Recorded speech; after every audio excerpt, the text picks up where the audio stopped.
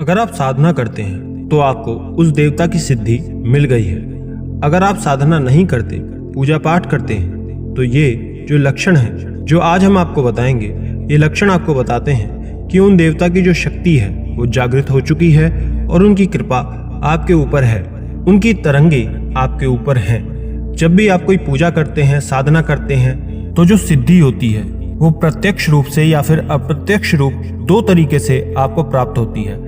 कई बार आपको सपनों के माध्यम से उस देवता के दर्शन हो जाते हैं, कई बार ऐसी घटनाओं के दर्शन हो जाते हैं, तो कई बार आपके स्वयं के जीवन में कुछ ऐसी घटनाएं घटित हो जाती हैं जिसके माध्यम से जब आप उन घटनाओं को अपने इष्ट से जोड़कर देखते हैं तो आप पाते हैं कि कहीं ना कहीं मेरी जो साधना है वो सफल हो चुकी है। तो अप्रत्यक्ष रूप से ऐसी बात नहीं है कि जो साधना आपको मिलती है वो शक्तिशाली नहीं होती, वो साधना भी शक्तिशाली होती है।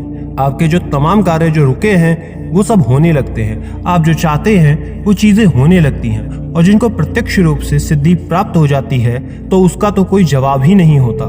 प्रत्यक्ष रूप से जिन लोगों को सिद्धि प्राप्त होती है वो खुली आंखों से भी देवताओं के दर्शन करने लगते हैं, साथ ही उन देवता का अद्भुत जो रूप है वो उन्हें देखने को मिलता है। तो प्रत्यक्ष रूप से या फिर अप्रत्यक्ष रूप से दोनों तरह से आपके जो दर्शन होते हैं, सिद्धियां प्राप्त होती हैं, और अप्रत्यक्ष रूप से जो आपको सिद्धि प्राप्त होती है वो भी शक्तिशाली होती है।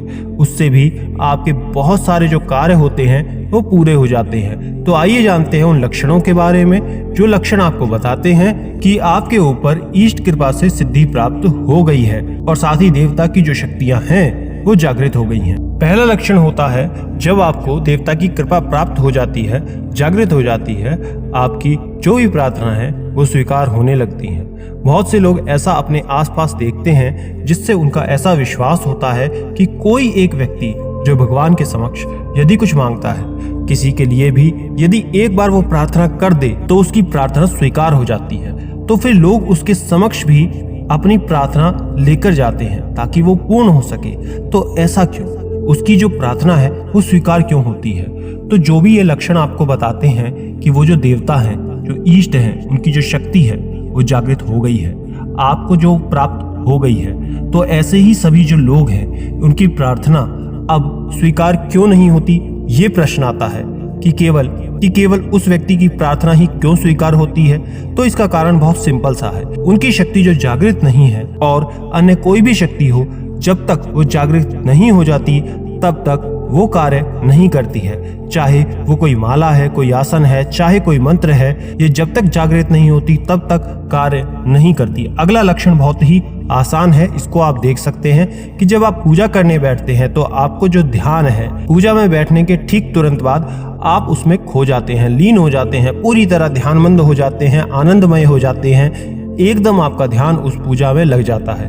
कई बार ऐसा होता है जब आप पूजा में ध्यान लगाते हैं तो नहीं लगता है, लेकिन जब आपके पास देवता की शक्ति जागृत हो जाती है तब उस स्थिति में आपके बैठते ही आपका ध्यान उसमें लग जाता है, एकाग्र हो जाते हैं। साथ ही साथ आपके साधना के माध्यम से, ध्यान के माध्यम से आपको आपके कई प्रश्नों के उत्तर मिल जाते हैं। कई लोगों को आपने देखा भी होगा कि जब वो अपनी भागदौड़ी की जिंदगी में एक स्थान पर बैठते हैं, शाम के समय में ध्यान लगाते हैं, तो वो बहुत सारे लोगों के बारे में देवता से पूछते हैं और उनके सभी प्रश्नों के उत्तर उनके ध्यान के माध्यम से मिल जाते हैं।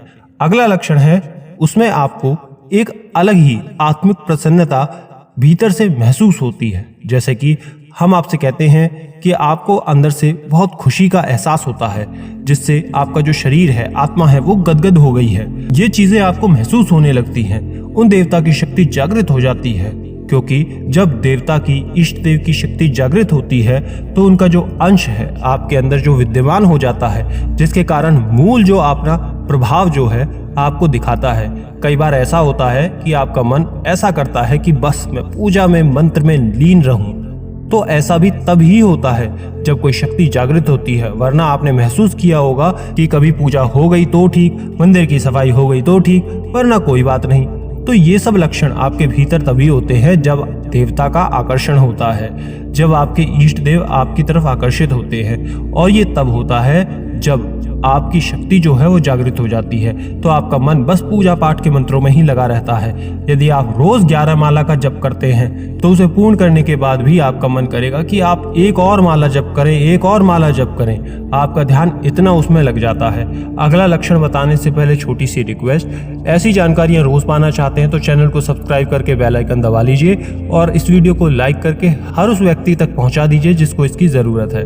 अगला लक्षण है कि जब देवता की शक्ति जागृत होती है तो देवता के जो गुण हैं आपके अंदर आने शुरू हो जाते हैं। कई लोगों के अंदर क्रोधावस्था आ जाती है तो कई लोगों का संन्यास लेने का मन करता है, तो कई लोगों का जो मन है वो संसार से उठ जाता है और अकेलापन उनको महसूस होने लगता है। उन्हें ऐसा लगता है कि वो अकेला रहना चाहते हैं, अपने मन का मनन करना चाहते हैं। तो इस प्रकार के जो गुण हैं वो आपके अंदर विद्यमान हो जाते हैं। तो वहीं कुछ लोगों को ऐसे गुण विद्यमान हो जाते हैं कि वो ध्यान पर ही बैठे रहते हैं, तो कई लोगों को ऐसे गुण विद्यमान हो जाते हैं कि वो भजन कीर्तन ही लगे रहते हैं। तो इष्ट देव के जो गुण हैं आपके अंदर प्राप्त हो जाते हैं। साथ ही आपको ऐसा महसूस होने लगता है कि आपकी जो इच्छाएं हैं वो पूर्ण हो गई हैं। जैसे आपने जो सोचा होगा कि आपको घर बनाना शुरू हो जाए तो घर बनने लग जाता है।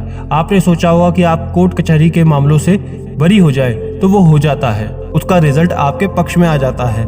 या फिर कई बार आप मन ही मन ये सोचते हैं कि ये चीज मेरे पास हो जाए तो वो आपको मिल जाती है।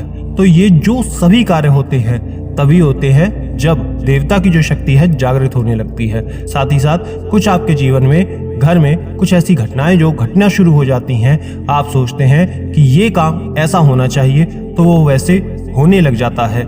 तो आप स्वयं इसे देख सकते हैं और हैरान हो जाएंगे कि मेरे साथ ऐसा क्यों हो रहा है। जो मैं सोच रहा हूँ वो मेरे सामने हो रहा है, वैसे ही मेरे साथ घट रहा है। जो मैंने सोचा था वो सब काम हो गए। तो ये सब तभी होता है जब देवता की जो शक्ति है वो जागृत होने लगती है।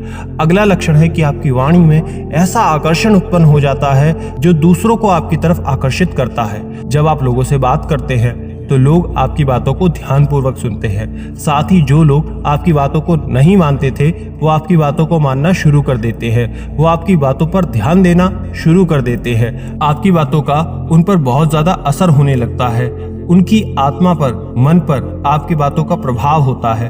तो ये थे कुछ ऐसे लक्षण जब देवता की शक्ति जागृत होती है, देवता के गुण आपके भीतर आते हैं, आपको सिद्धि प्राप्त होती है।